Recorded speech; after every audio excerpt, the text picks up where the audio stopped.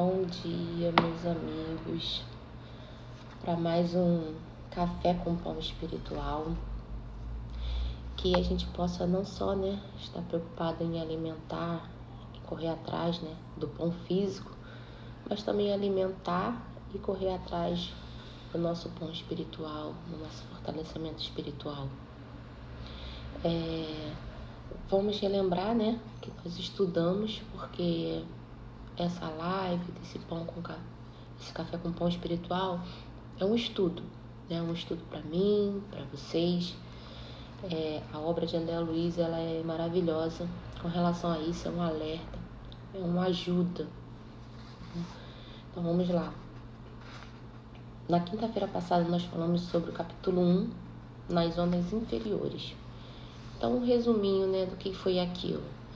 Assim, o primeiro capítulo a gente fica um pouco assustado, A gente vê que o André Luiz nos passa, num lugar feio, um sofrimento, espíritos deformados correndo atrás dele, ele desesperado. O que é aquilo, gente? É aquele primeiro despertar, Aquele primeiro momento de consciência do nosso irmão depois do desencarne. Aquele momento que ele acorda, que ele fala assim. E quando ele faz esse despertar, ele ainda está no sepulcro, ou seja, ele ainda está preso ali no corpo dele. Para você ver o despreparo do nosso irmão, que ele vem nos alertar sobre isso. Então, quando ele despertou, ele ainda estava no caixão, Então, aquele foi o quê? Foi um período de perturbação. Todos nós vamos passar por esse período. Seja curto, longo, cada um vai ter o seu tempo de perturbação. Sendo que não necessariamente todo mundo vai acordar no sepulcro, todo mundo vai acordar desesperado, não, vai depender de cada um. Vai depender do que a gente está preparando, do que a gente vem preparando o nosso espírito para a consciência da vida espiritual. Então, o que acontecia com o André Luiz?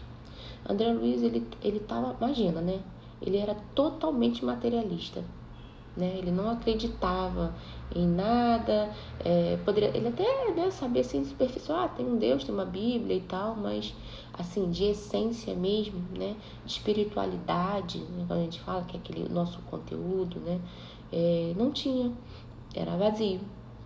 Então, André Luiz acordou, lá no sepulcro, abriu o olho e falou, opa, levantou e olhou aquilo tudo em volta, aquela cena horrível, Tudo isso criado, gente, preste bastante atenção, toda aquela cena, tudo aquilo que ele passou, criado pela mente dele, A mente, ela é força viva, ela constrói, entendeu? Então, o que acontece? Tanto coisas boas quanto coisas ruins.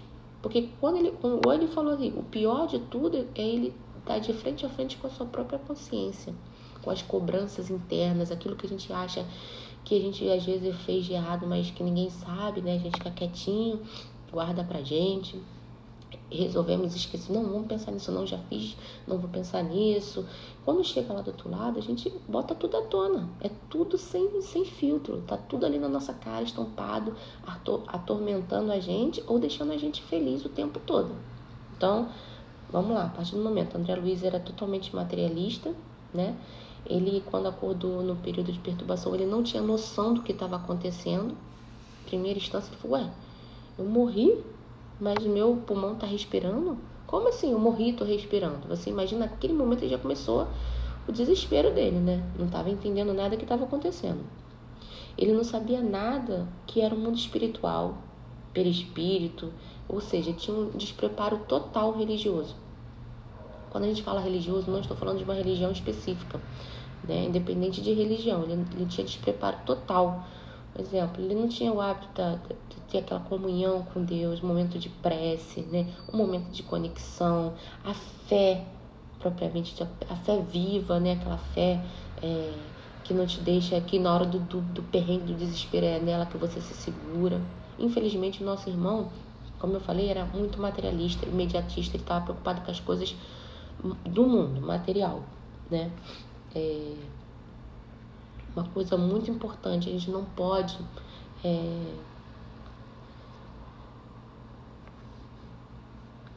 deixar, né, essa questão da vida espiritual de lado. Mesmo que a gente não seja espírita, que seja de outra religião, a gente precisa pelo menos conhecer, pensar a respeito, gente, para que quando acontecer, né, mas eu não acredito que aconteça. Tá, mas se, vamos dizer assim, né, aquela pessoa que não acredita, se acontecer, não vai ser uma coisa assustadora para você, né? Você já ouviu falar a respeito, você sabe mais ou menos porque você escutou, porque você estudou, porque você pensou sobre aquilo. Não vai te pegar de surpresa como aconteceu com o André Luiz. O André Luiz foi pego de surpresa, aquilo tudo para ele era maluquice, ele tava ficando doido, ele não sabia o que estava acontecendo, como ele morreu, ele mesmo tempo respirava, né? Então, essa é a importância, gente. A gente precisa frisar isso, a importância da fé, da prece, a importância da certeza que a gente nunca vai ficar desamparado, né?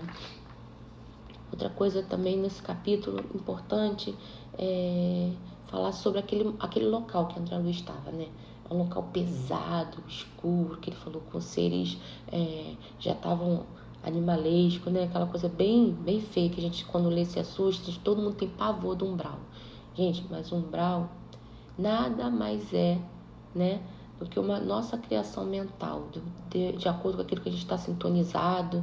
A gente precisa ter essa certeza, né?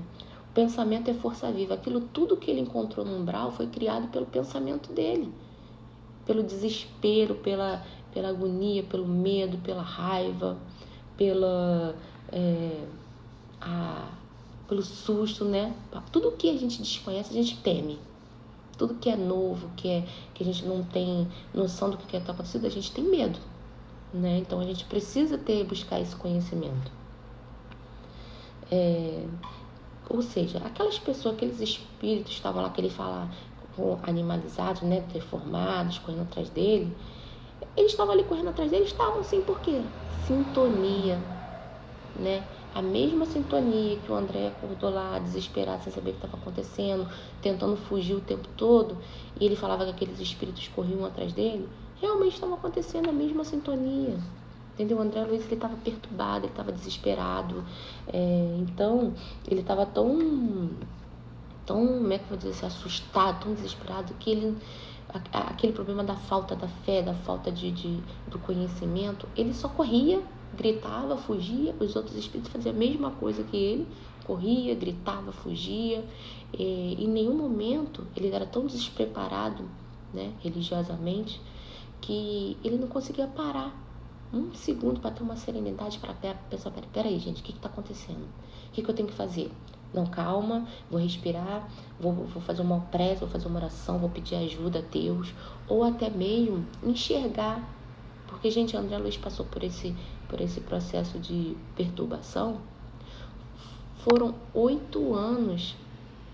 Um amigo espiritual dele lá querendo resgatá-lo e não conseguiu. Sabe por quê? André Luiz estava ali, preso, né, naquele véu, naquela bolha que ele mesmo criou com a mente dele, né?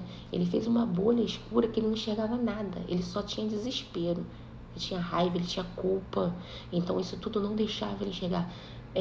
Um amigo dele espiritual ficou durante 8 anos tentando resgatar, tentando ajudar ele, mas ele não enxergava, né? É a mesma coisa, um exemplo, quando a gente, uma pessoa está se afogando, às vezes do lado tem alguém para ajudar, mas o nosso desespero é tanto, a gente se debate, a pessoa está do lado e fala, eu tô aqui, vou te ajudar, e a pessoa que está naquele desespero nem deixa o outro ajudar, porque vai prejudicar até o outro, vai querer afundar o outro junto. Primeira coisa, quando a pessoa está se afogando, o que as pessoas falam, né? Calma, tente manter a calma. Se você não se acalmar, eu não vou conseguir te ajudar. É exatamente assim, né? Que o amigo espiritual de André Luiz, ele ficava ali do lado tentando, mas André Luiz não permitia. É muito o que a gente faz. A gente às vezes está num processo de desespero, está sendo obsediado, sabe? Tá com aquela vibração muito densa. Umbral é vibração densa, que eles que estão ali naquele momento criam, mantém aquela vibração. Então, a gente não consegue enxergar a luz.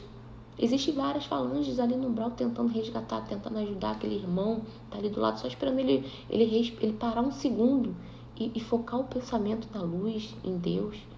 Como eu falei aqui, Deus não desampara ninguém, né?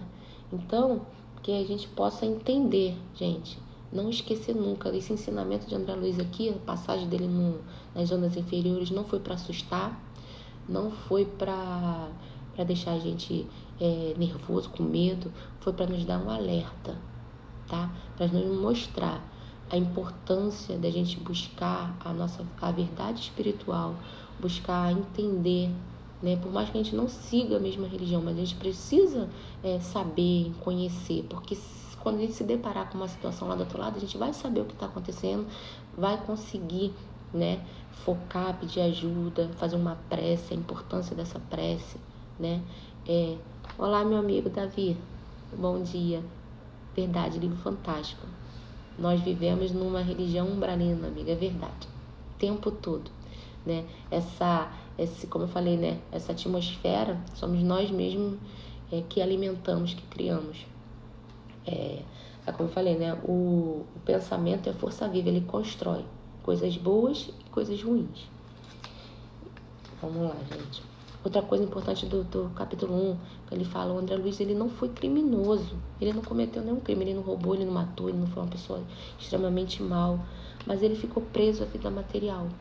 E conforme ele ficou preso ao imediatismo, à vida material, ele esqueceu de evoluir espiritualmente, de entender que existe uma coisa maior, né, de buscar, como ele falou, ele não foi grato a tudo aquilo que ele teve na vida dele. André Luiz teve uma vida muito boa, mas ele não retribuiu nem um pouco, nem mesmo coisas simples, né, ele não conseguiu. E eu acho que é uma mensagem assim, chave do capítulo 1 é aquela no final que ele fala: ó amigos da terra, quanto de vós podereis evitar o caminho da amargura com o preparo dos campos interiores do coração? Acendei vossas luzes antes de atravessar a grande sombra. Buscai a verdade antes que a verdade vos surpreenda. Suai agora para não chorares depois. Olha, é um amigo, né? Você vê, né? Como ele falou, um amigo. Ele veio aqui nos mostrar, ó, acorda agora, não deixa acontecer o que aconteceu comigo. Esperar eu desencarnar para me deparar com aquela situação e não saber como lidar, entrar em desespero, né? Vamos, a gente pode evitar muita coisa, né? Se a gente se preparar o nosso coração, o nosso espírito para a vida espiritual, que é a verdadeira vida. Agora vamos para o nosso capítulo 2, né? Que é o de hoje. Agora vocês vão descobrir porque o nome do meu cachorro se chama Clarencio. No capítulo 2 é Clarencio. Suicida, suicida, criminoso, infame. Gritos assim cercavam-me de todos os lados. Onde os sicários de coração empedernido, por vezes enxergava-os de relance, escorregadios na treva espessa, e quando meu desespero atingia o auge, atacava-os mobilizando extremas energias. Em vão, porém, esmorrava o ar nos paroxismos da cólera. Gargalhadas sarcásticas feriam-me os ouvidos, enquanto os vultos negros desapareciam na sombra. Aqui, né? Vamos lá. O que acontece nesse momento? Os espíritos que estavam ali, porque esses espíritos que estão ali, né, animalizados já, deformados, eles são espíritos. Quando isso acontece, gente, o nosso perispírito tá já dessa forma, como eu falar, ele tá deformado, animalizado, é fruto de espírito que a gente fez, de muita maldade, que a gente, de um irmão que fez muita coisa errada, mas maldade, sabe, de verdade mesmo, aquela coisa ruim, né? Ela deforma realmente o nosso perispírito. E nosso corpo físico é o molde do nosso perispírito, porque o corpo verdadeiro é o perispírito, né? Que é aquele que vai dar um molde para esse corpo aqui. Esse aqui é um exemplo para vocês entenderem mais ou menos o porquê que o perispírito fica deformado, né? Então, cada vez que a gente pratica coisas assim, mesmo pesada, mal mesmo, vai deformando, a gente vai ficando de acordo com aqueles atos que a gente está praticando. Então, o André Luiz não entendia que aqueles espíritos que tinham prazer, eles têm prazer em perseguir, eles têm prazer em tá tá fazendo você sofrer, você ficar nervoso, aquilo para eles ali é o que eles gostam de fazer, aquilo ali. E por que André Luiz escutava, gente, eles? E não escutava os irmãos querendo ajudar? Sintonia. André Luiz estava desesperado, estava com raiva, estava com medo, né? Estava com a consciência com culpa. Então, é igual rádio. Você gosta de pagode, você tá ali escutando um rádio na sintonia de pagode. Mas o pagode tá chato e você começa a reclamar. Ai, o pagode tá chato, o pagode tá chato. Nossa, o pagode é ruim, não gosto desse não. Ah, não gosto de... Ah, tocou outro, também não gosto. Mas se você não muda, levantar e ir lá e trocar a sintonia do rádio para uma outra estação, você vai ficar ali reclamando, tá ruim, mas você vai continuar ali. E era o que acontecia com o André. Ele não estava gostando daquilo ali, mas a sintonia dele continuava ligada nesses irmãos aí. E o que acontecia quando, né, você fica imaginando, né, André Luiz passando por isso tudo, gente, né, ele sofrendo, nossa, mas ele, o que ele fez? Se ele não matou, ele não roubou, o que ele fez, gente, de tão grave? Será que é castigo de Deus deixar a gente sofrer desse jeito, né? Deus está nos punindo, né? Não, gente, de jeito nenhum. Deus jamais castiga a gente, ele pune a gente, de jeito nenhum. Isso aqui nada mais é um problema que a gente cria pra gente, né? A famosa colheita, né? Isso aqui é fruto da nossa consciência culpada, é fruto do desespero, da desintonia, de não conseguir orar, de não conseguir ter essa comunhão com Deus, né? De revolta. Nada mais é do que isso. Aí a gente continua. Para quem apelar? Torturava minha fome, a sede me escaldava. Comezinhos fenômenos de experiência material pateavam-se-me aos meus olhos. Crescera minha barba, a roupa começava a romper-se com os esforços da resistência, da região desconhecida. Aqui, né, você imagina a confusão na mente dele. Ele ainda não tinha noção do que estava acontecendo. Ele fala, gente, eu morri. Como que meu cabelo está crescendo, minha barba está crescendo, eu estou ficando sujo, estou com fome, estou com sede. Como? Vocês imaginam? Ele falou, eu estou maluco, eu não morri, não é possível. Aí imagina, porque ele tinha certeza que ele morreu, porque ele passou, ele acordou, ele estava no sepulcro, ele estava no caixão, ele viu ali o corpo dele físico, ao mesmo tempo, o corpo dele estava ainda, né, com os mesmos sentidos quando ele estava vivo. A pessoa que não está preparada, que não se preparou para essa verdadeira realidade, que é a nossa vida espiritual, realmente, gente, não tem como ficar sã, não tem como ficar calmo ali. Não tem como se deparar com isso tudo e ficar, tá tudo bem, eu desencarnei, vou parar, deixa eles fazer o que, deixa eles me perseguir, deixa esses bichos vir aqui, esses monstros, eu vou ficar aqui quietinho e vou fazer uma prece, esperar alguém vir me resgatar. Não tem como. Você está desesperado vendo aquela situação, você está confuso, você está com medo. Tudo que é novo assusta, tudo desconhecido assusta a gente. A importância, gente, não esqueçam disso. Se preparem, independente de religião, se preparem para a verdadeira vida, para a vida espiritual. Mesmo que você não siga, leia um livro, escute uma palestra, ouça do que se trata. Sabe, conhecimento nunca é demais, mesmo que você não siga. Porque quando você se deparar com a verdade lá, você vai saber o que está acontecendo. Vai saber como pedir ajuda, como se comportar. A circunstância mais dolorosa, no entanto, não é o terrível abandono a que me sentia voltado, mas o assédio incessante de forças perversas que me assomavam nos caminhos ermos e obscuros. Olha esse detalhe, gente. Vou frisar esse detalhe, ó. A circunstância mais dolorosa, no entanto, não é o terrível abandono a que me sentia votado. Gente, André Luiz nunca esteve abandonado. Nunca. Clarencio esteve do lado dele 8 anos esperando André Luiz enxergá-lo, esperando André Luiz perceber, entender, parar, só que para, respira, pensa, busca Deus não desampara, Deus é amor, jamais ele vira as costas para um filho seu, sabe? Então, mas André Luiz se sentia abandonado, e mesmo assim não era o que ele mais sofria. né? Ele mesmo se abandonou, ele mesmo, como eu falei, ele se colocou naquela bolha, né, pesada, espessa, e não conseguia, de culpa, de ressentimento, de medo, de um monte de coisa, e não conseguia se sintonizar com mais nada a não ser com aqueles espíritos, né, trevosos. Ele fala, o que mais abalava ele não era se sentir abandonado, mas sim o assédio incessante de forças perversas, que assomavam nos caminhos ermos e obscuros, né? Que nada mais é sintonia, gente, sintonia. Irritavam-me, aniquilavam-me a possibilidade de conectar ideias. Olha, esse pedaço aqui, gente, é exatamente o quê? Como é que fala, meu Deus? Fala aí, Davi. Obsediado. Ele estava sendo obsediado. Exatamente, ó. O que eles conseguiam fazer? Irritar o André e tiravam todas as possibilidades dele pensar. Olha, isso é obsessão.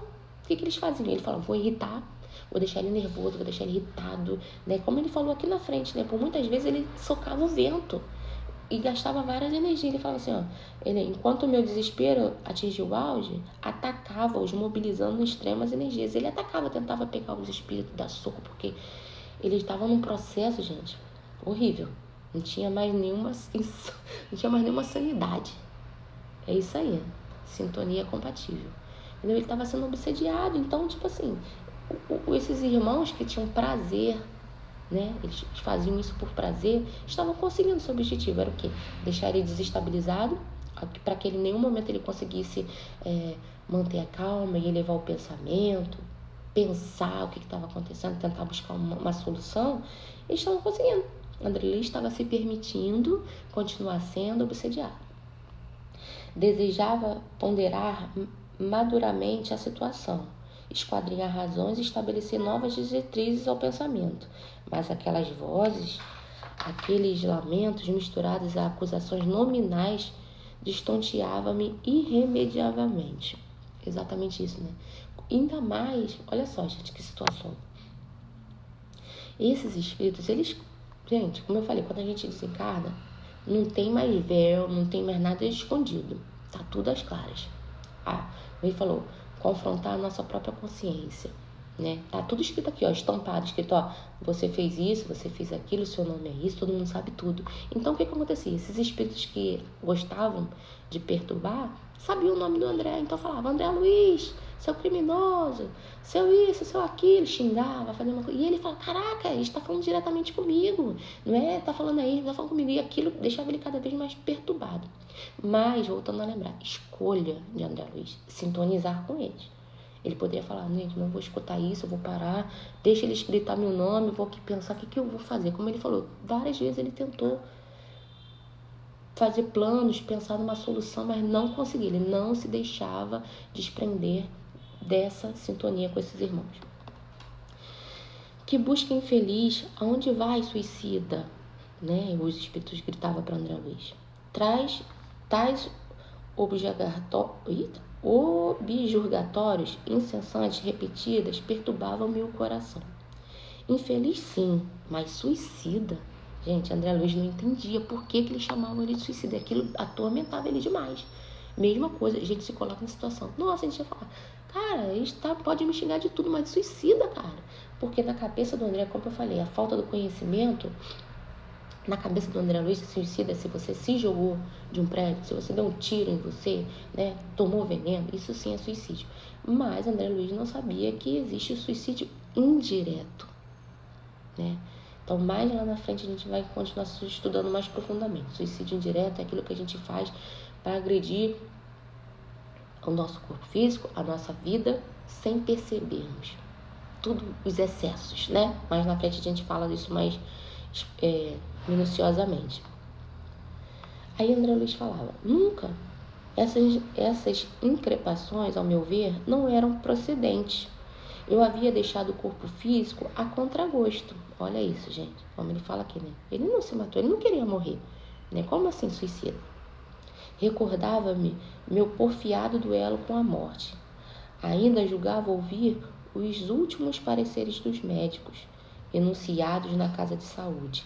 Lembrava-me a assistência desvelada que tivera, os curativos dolorosos que experimentava nos dias longos que se seguiam à delicada operação dos intestinos. Sentia-me no curso dessas reminiscências, o contato do termômetro, o pique desagradável da agulha de injeções e, por fim, a última cena que me precedera o grande sono. Minha esposa ainda jovem e os 3 filhos contemplando-me no terror da eterna separação. Depois, o despertar da paisagem úmida e escura e a grande caminhada que parecia sem fim. Olha isso, gente. Olha, eu chego a me arrepiar. Vocês imaginam, né? Aquele processo do desconhecido, do a gente achar que morreu, acabou tudo, né? Nada mais importa. E quando você faz essa passagem, você abre os olhos e tá num lugar que nós criamos, gente. Porque o umbral nada mais é que um estado de consciência, que a gente materializa, que a gente coloca, que a gente faz isso tudo. E ele fala numa grande caminhada sem fim. Por quê? Coisa importante, gente. O tempo na espiritualidade é diferente do nosso tempo aqui, né? Totalmente diferente. E ele achava que aquele momento ele não tinha noção mais de nada, de tempo, de nada. Como ele falou, ele só corria, ele só fugia. Como ele fala assim, essa grande caminhada que parecia sem fim, porque ele corria. Os espíritos vinham correndo atrás dele, gritando, xingando, perturbando ele, e ele corria. E o que acontecia? Aquele pessoal todo em sintonia corria também. E quanto mais corria, outros corriam e aí vinha. Não tinha fim aquilo. Imagina o tormento, né? O desespero. Por que a pecha do suicídio, quando fora compelido a abandonar a casa, a família e o doce convívio dos meus? Né? Ele se questionava, mas por que suicídio? Se eu fui obrigado a abandonar minha casa, minha família. O homem mais forte conhecera limites à resistência emocional. Firme e resoluto a princípio, comecei a me entregar a longos períodos de desânimo. E longe de prosseguir na fortaleza moral, por ignorar o próprio fim, senti as lágrimas longamente represadas visitavam-me com mais frequência, extravasando o coração. Nesse momento aqui, André Luiz já não tinha mais força. Ele já se desabava e falava, não aguento mais, gente. Eu sempre fui um homem firme, forte, né? Me mostrava ali, né? Seguro para minha família, para meu trabalho. E nesse momento não existia mais homem forte. Ele já estava cansado, triste demais, já estava quase depressivo, né? Que ele já estava onde de tanto que ele segurava, que ele falava, que ele André Luiz devia ser aquele ditado que o homem não chora, né? Carregava aquilo tudo, como ele falou aqui, de homem forte, né? Com limites à resistência emocional. Naquele momento ele já se desabou a chorar, né? A quem recorrer? Por mais que fosse a cultura intelectual trazida do mundo, não poderia alterar agora a realidade da vida. Meus conhecimentos ante o infinito semelhavam-se a pequenas bolhas de sabão levadas ao vento impetuoso que transformava as paisagens. Eu era alguma coisa que o tufão da verdade carreava para muito longe. Gente, olha que situação, né? Ele se deparou com a situação dele. Ele era um homem estudado, né? Ele era um médico e tinha tanta, como é que eu falo assim, tanto crescimento da parte intelectual. O que ele era naquele momento? Uma bolha de sabão que não adiantava de nada. Ele se preparou muito bem para a vida física, mas para a verdadeira vida ele era um analfabeto, né? Totalmente leigo. Deixa eu ler aqui a ponderação do meu amigo Palestra de Davi, gente. Seguem. Muito, muito, muito bom mesmo. A maturidade espiritual relaciona-se diretamente na qualidade emanada pelo pensamento do ser inteligente. André Luiz mostra a nossa proximidade com a ilusão que corrompe muitas almas ainda no mundo. Exatamente. Pensamento, gente. O dia que a gente conseguir entender a importância da gente cuidar, né, de vigiar os nossos pensamentos, que eles sim são vivos, criam formas, né? Muita coisa vai mudar. A gente aprender a mudar a sintonia dos nossos pensamentos quando a gente perceber que tem algo de errado. Obrigado, Davi. Entretanto, a situação não modificava-se a minha outra realidade, o meu ser essencial. Perguntando a mim mesmo se não enlouquecera, encontrava a consciência vigilante, esclarecendo-me que continuava a ser eu mesmo, com o sentimento e a cultura colhidos na experiência material. Persistiam as necessidades fisiológicas, sem modificação. Castigava-me a fome todas as fibras, e nada obstante. O abatimento progressivo não me fez cair definitivamente em absoluta exaustão. Gente, uma outra coisa que é importante, né? O que ele fala? Ele se perguntava, né, a si mesmo: pô, eu tô maluco, será que eu não tô maluco? Não é possível eu morrer e estar passando por isso, né? Mas a consciência, gente, porque Deus, ele conversa com a gente pela nossa consciência. Pode ter certeza, a centelha, né, divina está dentro da gente. A gente fala assim, ó, a gente nunca falou com Deus sobre com uma criança, mas no íntimo, quando a gente fala, quando começa a falar, não é uma coisa assim, ai, que é isso? Não, é uma coisa tão natural, porque essa centelha já existe dentro da gente, né?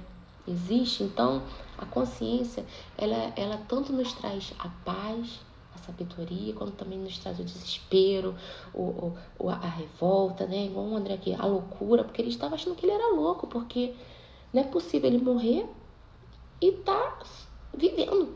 Eu morri, mas tô vivo? Como assim? Né? Tô sentindo fome, tô sentindo sede, como ele falou, as necessidades do corpo físico ainda existiam, por quê? Demora a gente conseguir fazer esse desprendimento, né? A gente não é porque a gente perdeu o corpo físico que a gente perde totalmente de imediato as necessidades. Não, a gente ainda tá ligado ainda, sabe? A gente tem um processo para conseguir parar de querer ter fome, parar de sentir as necessidades físicas. Ele ainda estava muito preso a isso. De quando em quando, deparavam-se-me verduras que me pareciam agrestes, em torno de humildes filetes de água a que me atirava sequioso.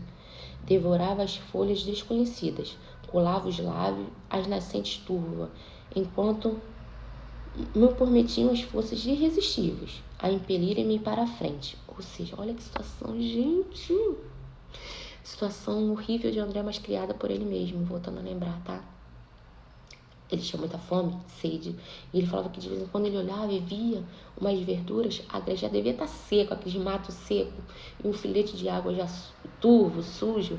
Ele corria lá com fome e comia aquilo e bebia aquela água, enquanto os seres deixavam, permitiam. Então ele tinha que ser rápido, ele comia aquilo realmente, igual animalescamente, né? Desesperadamente, assim, com medo, antes do pessoal começar a botar ele para correr, porque ele vivia correndo. A vida dele era correr e fugir. Muitas vezes suguei a lama da estrada. Recordei um antigo pão de cada dia, vertendo copioso pronto. Olha, gente, como é importante, né? A gente ter essa consciência de agradecer. Como eu falei aqui no começo da live, a gente tem que ter essa preocupação, sim, de correr atrás do pão de cada dia, né? A gente, na oração que Jesus ensinou, né? Agradecer pelo pão de cada dia. Lembrando que tem que ser o pão do alimento físico e o pão espiritual. A gente precisa correr atrás também disso. Vocês veem aqui, porque André Luiz nos dá um relato da vida dele para que sirva pra gente, sabe? De um alerta, de um conhecimento. Não é para nos assustar, não é para nos deixar com medo, mas sim para nos, como ele falou, que nos ajude a acordar enquanto é tempo.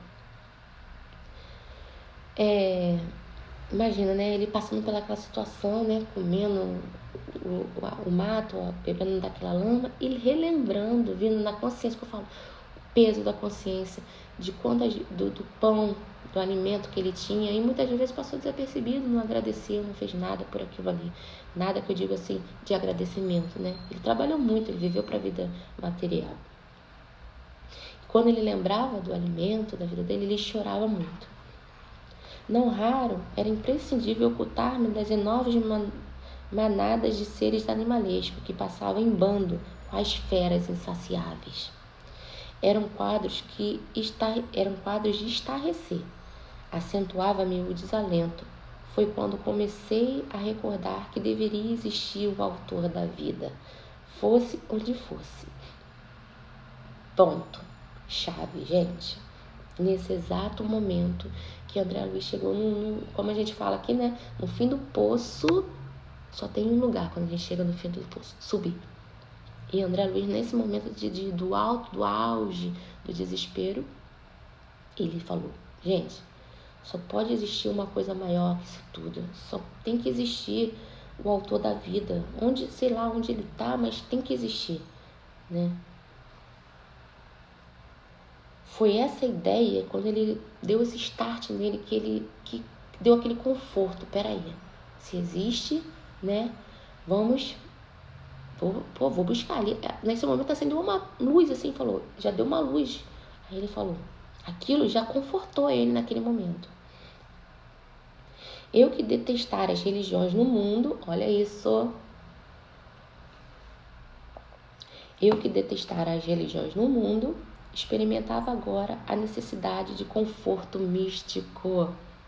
Olha, a gente não tem noção de quanto é importante, gente. Não é de uma religião, tá? Seja ela qual for, mas que te traga conforto, te traga paz, te traga a sua melhora íntima, seu aperfeiçoamento moral, porque é isso que vai tirar a gente dessa situação que o André está.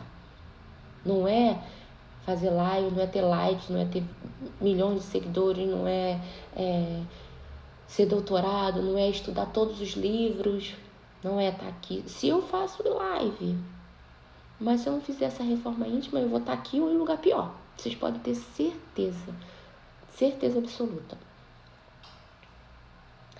Médico extremamente arraigado ao negativismo e da minha geração, ou seja, ele era médico, aquele cético, né? Assiste sua vida física, acabou.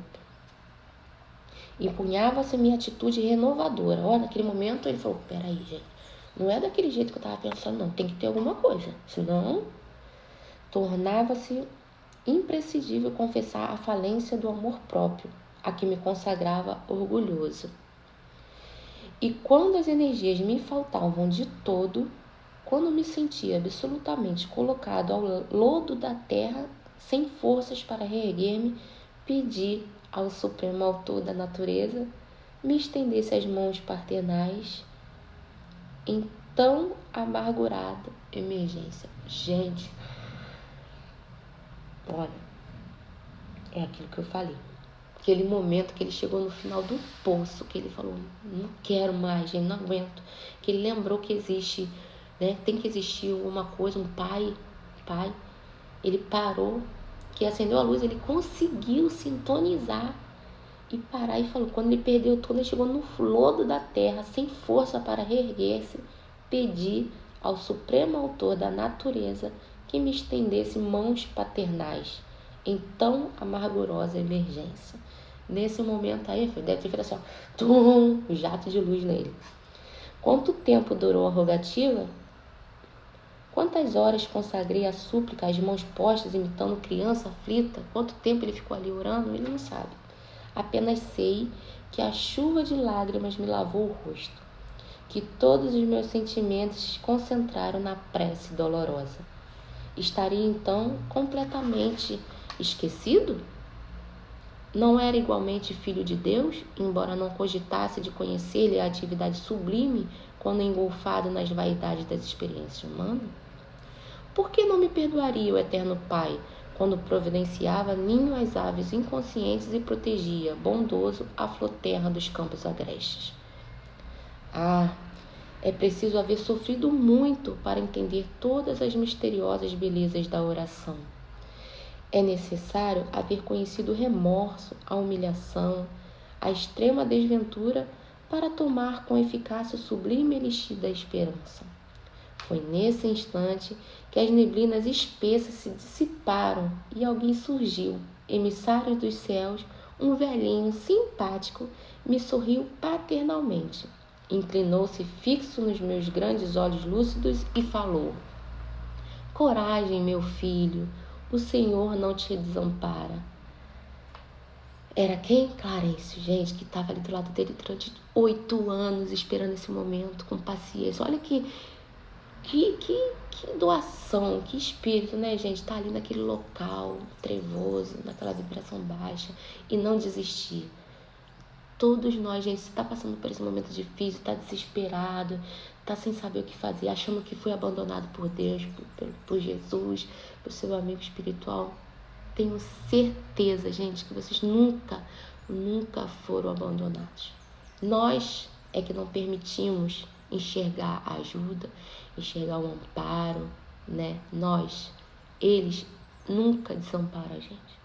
Nós é que afastamos eles, colocamos essas camadas espessas, essas cortinas, esses invólucros em volta da gente que não permite a luz entrar. Somos nós, eles jamais. Deus é misericordioso. Então, é nesse momento do André que a criatura retorna ao caminho do Criador. Verdade. Exatamente.